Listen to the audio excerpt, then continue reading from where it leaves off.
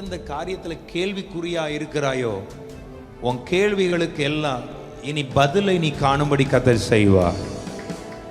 எத்தனை பேருக்கு ரொம்ப கேள்வி இருக்குது? கர்த்தருடைய பிள்ளைகளுக்கு ரொம்பவே இருக்கும். மற்றவனுக்கு ஒரு கேள்வினா நமக்கு 100 கேள்வி இருக்கும். நம்ம தான் கேட்போம், ஆண்டவரே நான் உண்மை தானே நம்பி இருந்தேன், எஸ்.